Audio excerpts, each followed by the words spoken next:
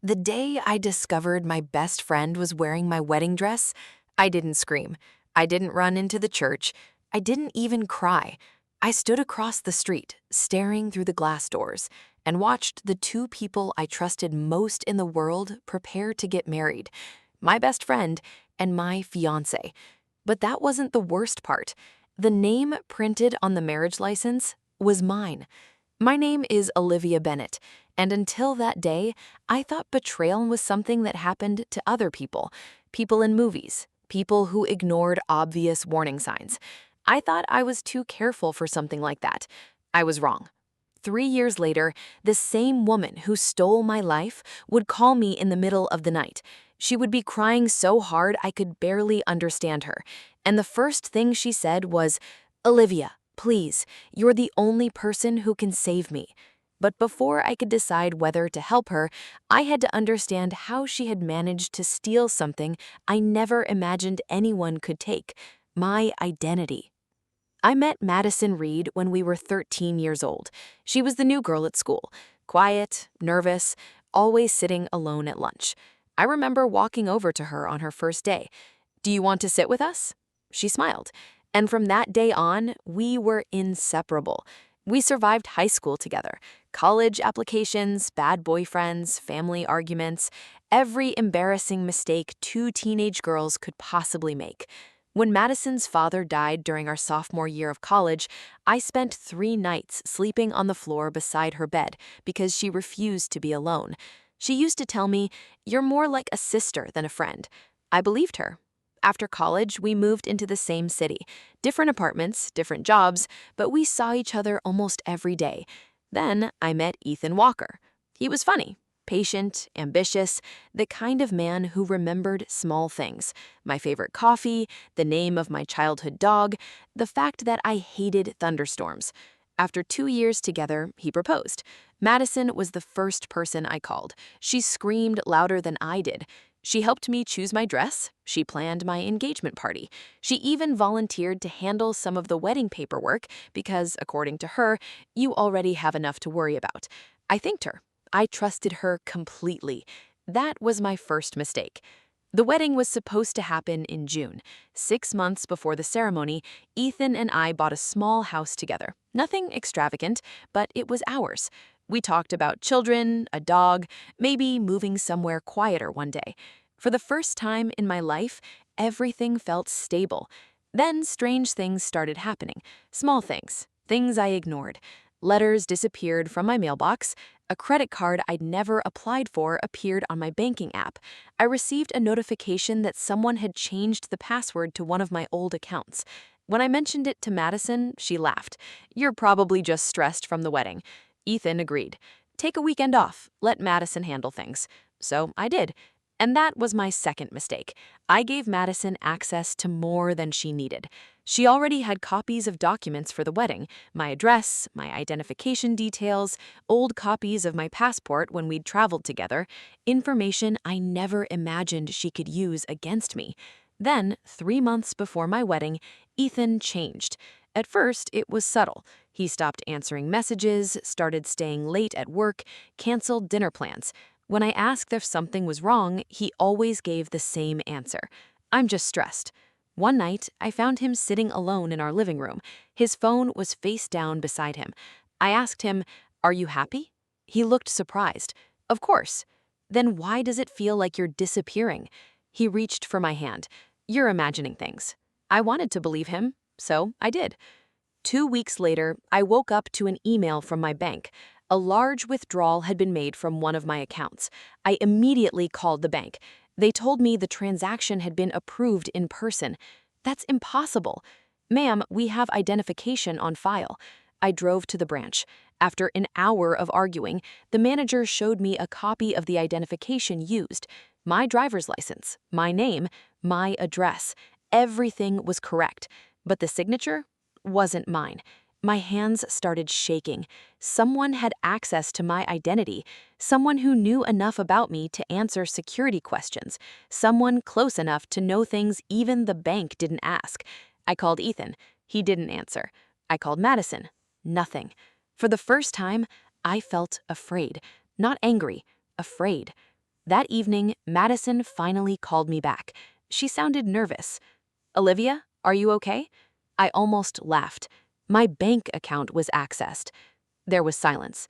Then she said, "Oh my God." Something about her voice felt strange, too careful, too controlled. I asked her where she was. She hesitated. "At home." But I could hear something in the background, music, people talking, and then a man's voice, Ethan's voice. My heart stopped. "Madison? What? Who is with you?" Nobody spoke. Then the call ended. The next morning, both of them disappeared. Ethan didn't come home. Madison's apartment was empty. Her landlord said she had moved out overnight. I called the police. I contacted my bank. I froze my accounts.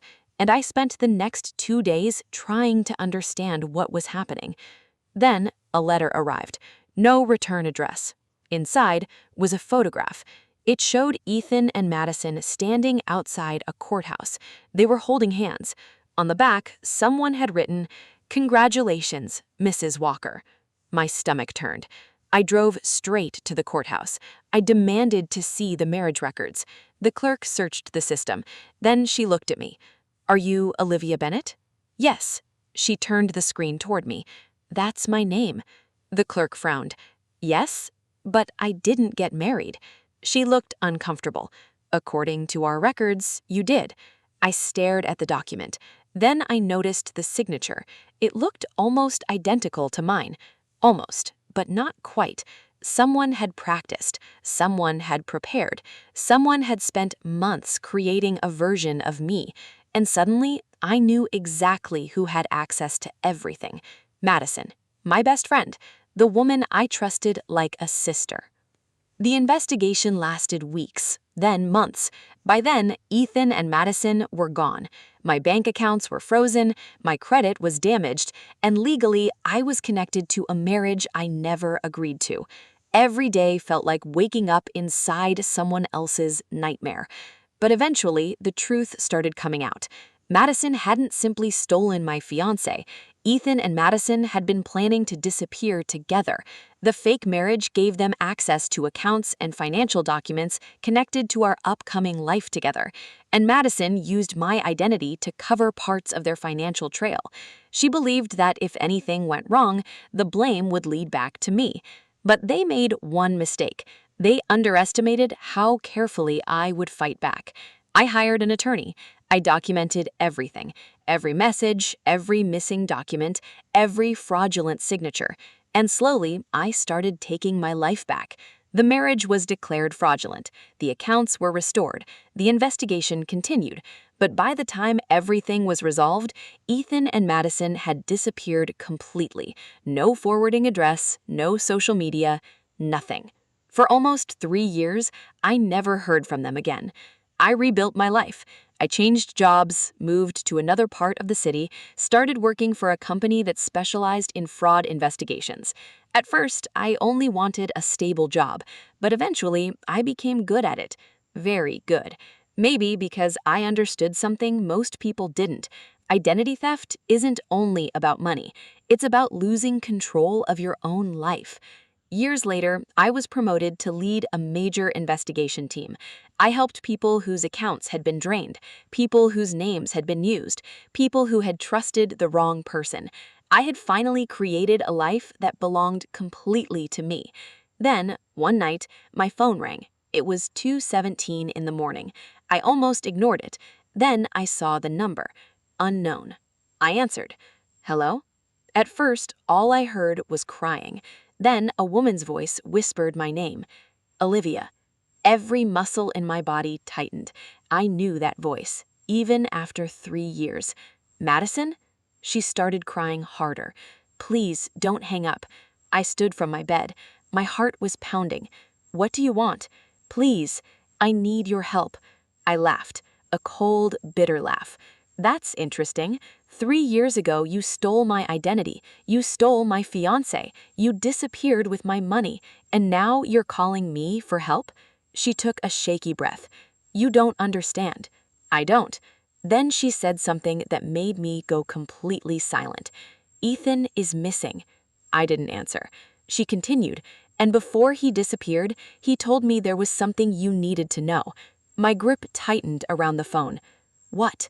Madison's voice dropped to a whisper. The money we took from you. It wasn't the only thing Ethan stole.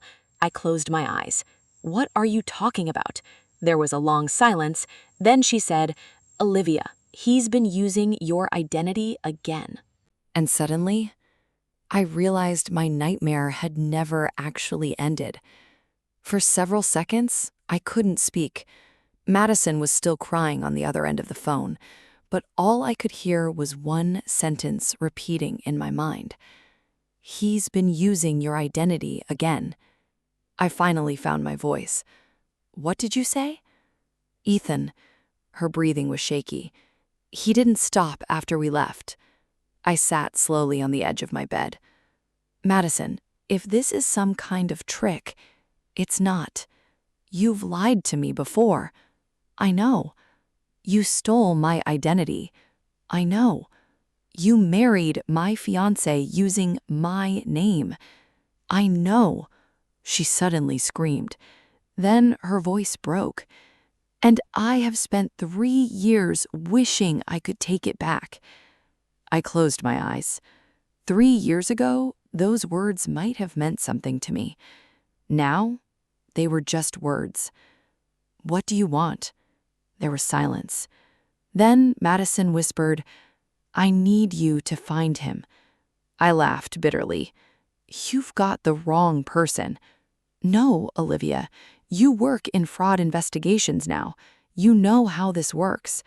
And that's exactly why you should be talking to the police. I did. My expression changed. And? They told me there isn't enough evidence to open a missing persons investigation. I frowned. What do you mean?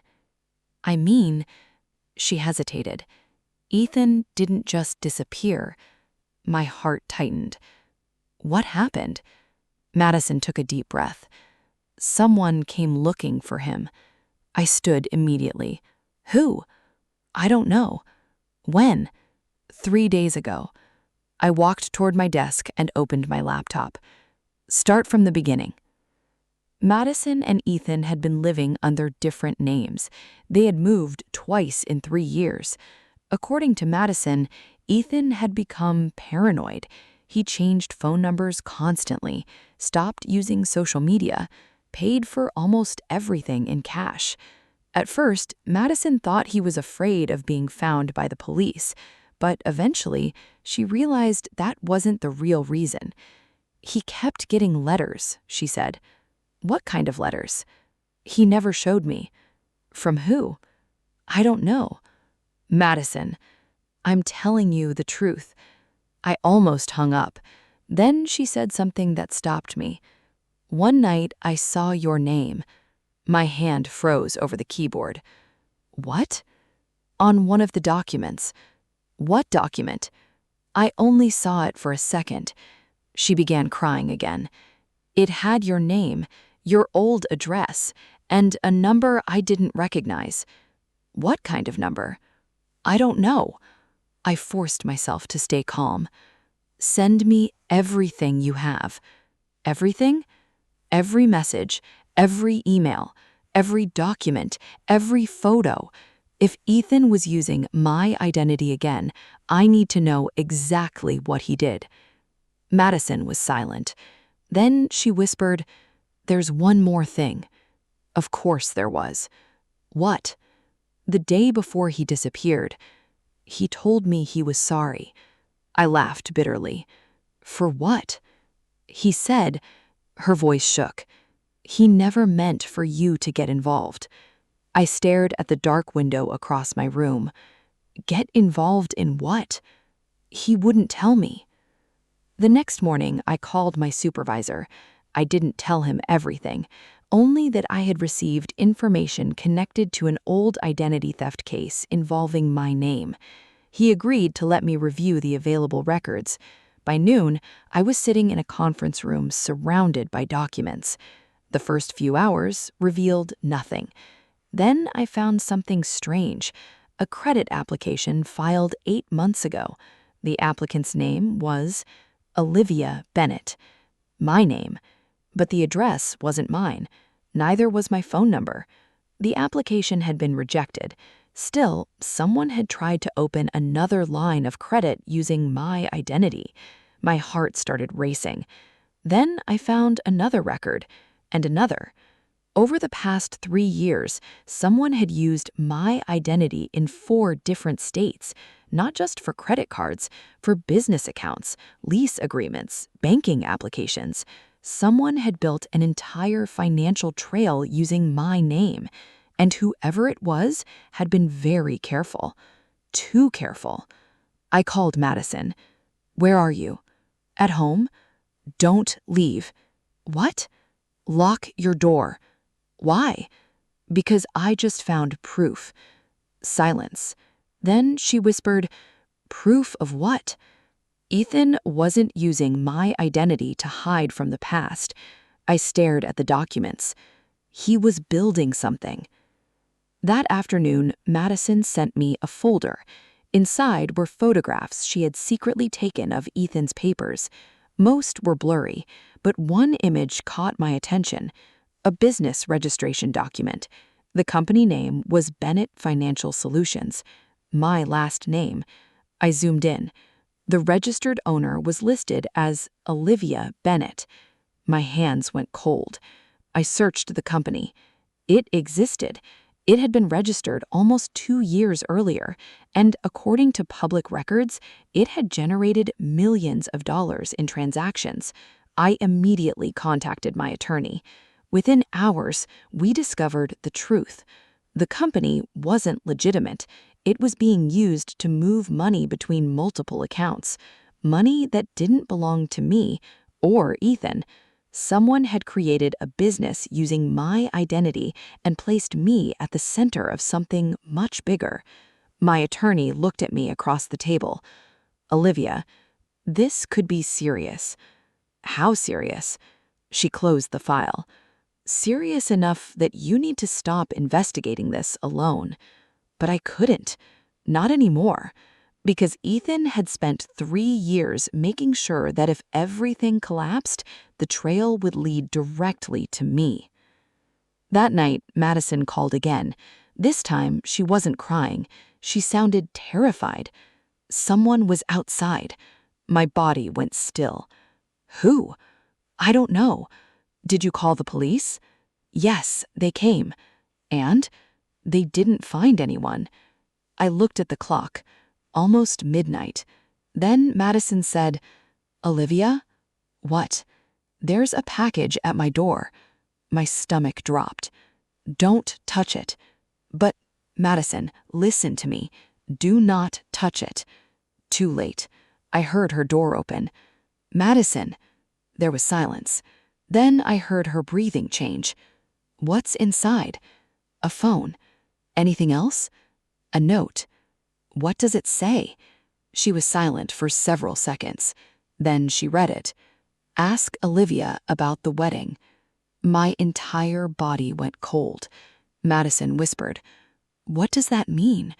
I didn't answer, because suddenly I remembered something from 3 years ago, the day I discovered the fraudulent marriage certificate. There had been one detail that never made sense. The courthouse clerk had told me that the marriage application had been filed weeks before Madison and Ethan disappeared. But according to records, someone else had been present as a witness. I had never learned who, until that moment. I opened the old case file, scrolled through the documents, and found the name. My heart stopped. The witness wasn't Madison. It wasn't Ethan. It was someone I knew. Someone who had been at my engagement party, someone who had hugged me and congratulated me while helping them steal my life. I called Madison back. "Don't go anywhere." "Olivia, what's happening?" I stared at the name on the screen and whispered, "We weren't betrayed by just 2 people." Before Madison could respond, her phone suddenly went silent. "Madison?" Nothing. "Madison?" Then a different voice answered, a man's voice, calm, almost amused. Olivia Bennett. Every instinct in my body told me to hang up, but I didn't. Who is this? There was a short laugh. Then he said, I think it's time we talked about what really happened to your fiancé. The line went dead. I stared at my phone, my hands shaking. For 3 years, I thought Madison and Ethan had simply stolen from me and disappeared, but now I knew the truth. They hadn't been running from me. They were running from someone else, and whatever Ethan had gotten involved in, he used my identity as his way out. I grabbed my keys, because for the first time since Madison had called, I wasn't thinking about revenge. I was thinking about survival. And as I drove through the empty streets towards Madison's apartment, one terrifying thought kept repeating in my mind. If Ethan was missing and someone else knew exactly who I was, then maybe I was next. I reached Madison's apartment in less than 10 minutes. 2 police cars were already outside. My heart was pounding as I ran toward the entrance. A police officer stopped me. Ma'am, you can't go inside. I'm Olivia Bennett. Madison called me. She was on the phone with me when... My voice caught. When someone else answered. The officer exchanged a look with his partner. Are you connected to Ethan Walker? I froze. Why? He didn't answer. Instead, he asked me to sit down. And that's when I knew, whatever had happened to Ethan, it was much worse than I had imagined. A few minutes later, Madison appeared. She was alive. Shaken, but alive. The moment she saw me, she ran toward me. For 1 second, instinct took over. I almost hugged her. Then I remembered everything. The fake marriage, the stolen identity, the years of lies. I stepped back. Madison stopped. Her face fell. I'm sorry. I looked at her.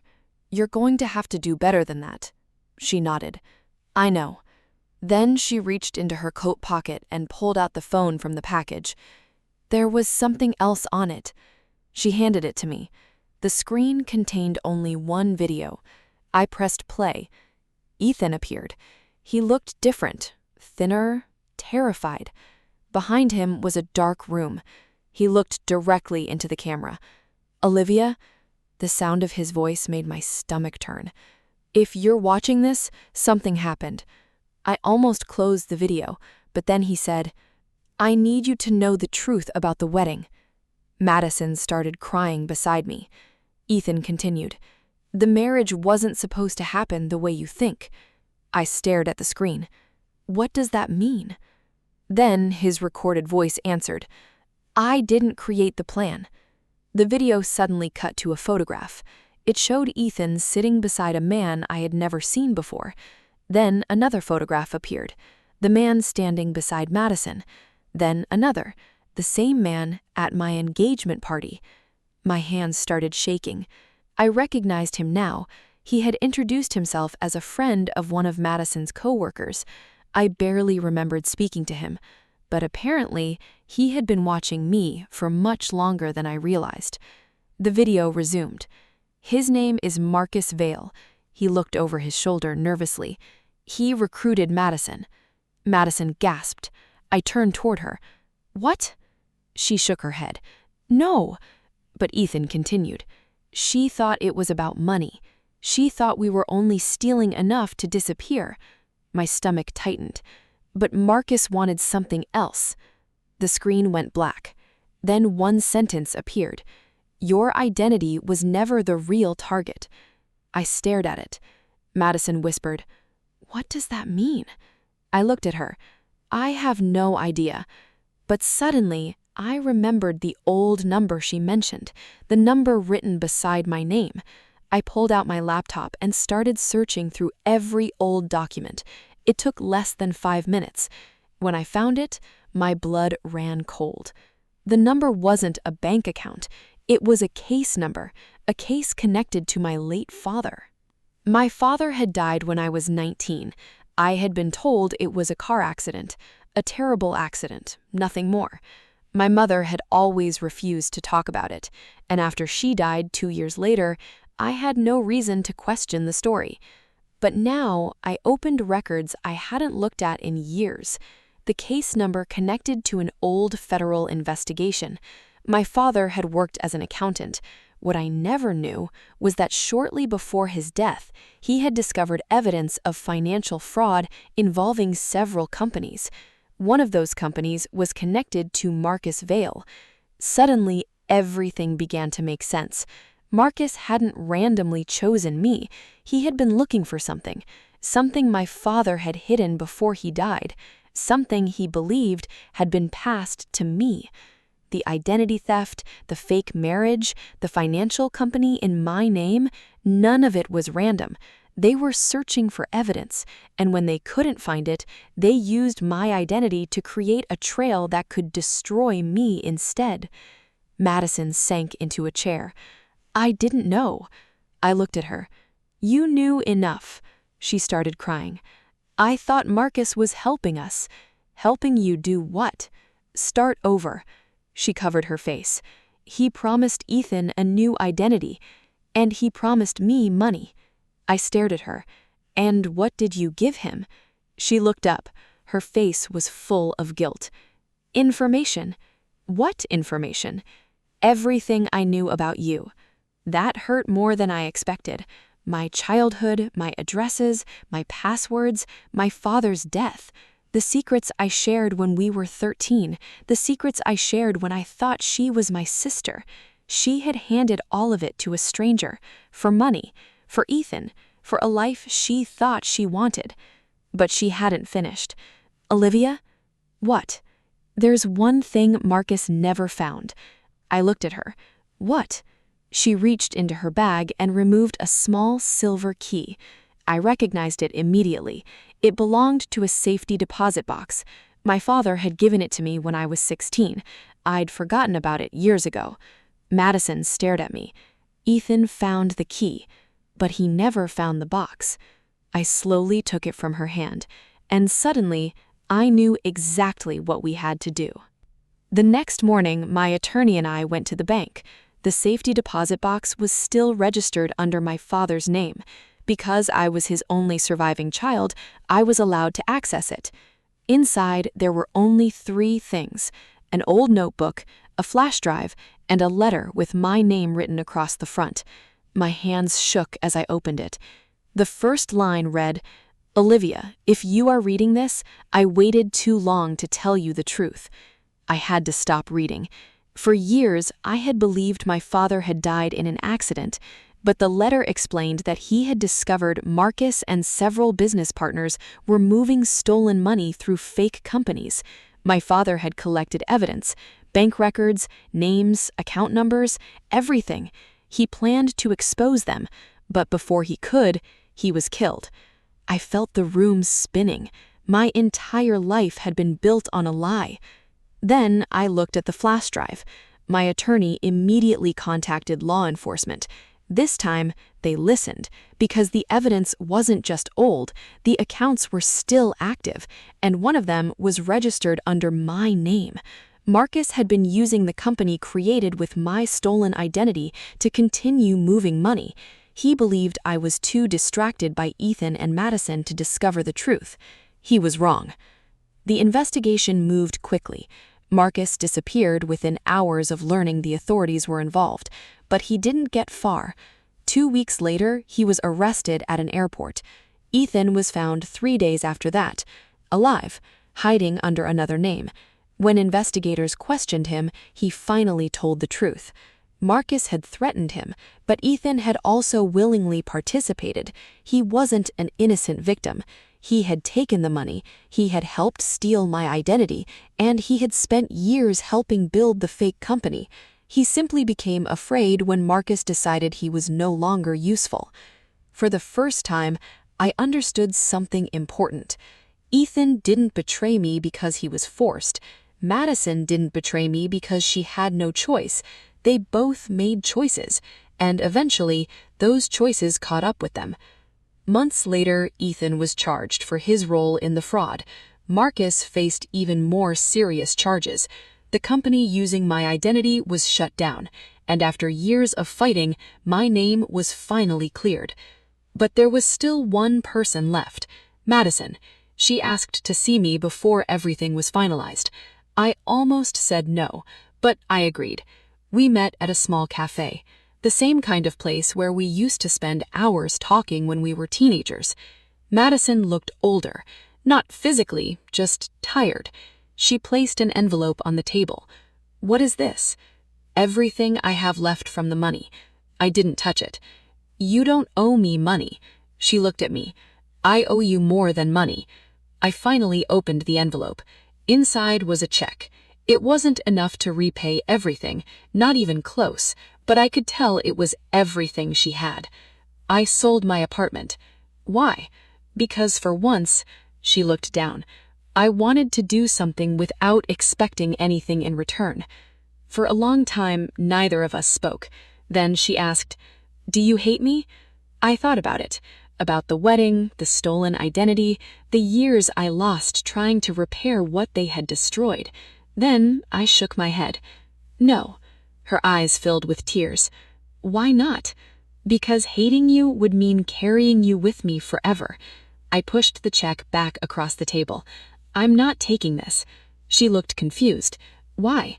"Use it to start fixing your own life." She began to cry. "I'm sorry, Olivia."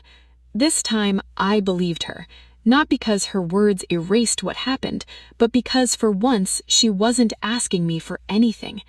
I stood to leave. "Olivia?" I turned around. "Thank you." I smiled sadly. "Don't thank me." Then I walked away. That was the last time I ever saw Madison. A year later, I was promoted. My work helping expose the fraud network had changed my career, but more importantly, it changed me. For years, I thought Madison and Ethan had stolen my life, my fiancé, my money, my identity. But they hadn't. They had stolen pieces of my past. They had caused pain. They had taken years I could never get back, but they couldn't decide who I became afterward. One afternoon, I received a letter confirming that my identity had been completely restored. I held it in my hands for a long time. Then I placed it inside a drawer, not because it wasn't important, but because I no longer needed a document to tell me who I was. I already knew. I was Olivia Bennett, not the woman who was betrayed, not the woman whose identity was stolen, not the woman whose best friend married her fiancé. I was the woman who survived it and built a life that finally belonged to her. Because sometimes the people who betray you think they're taking everything, but sometimes they're only forcing you to discover how much you can rebuild. And the greatest revenge wasn't watching them lose everything. It was realizing I had finally found myself again.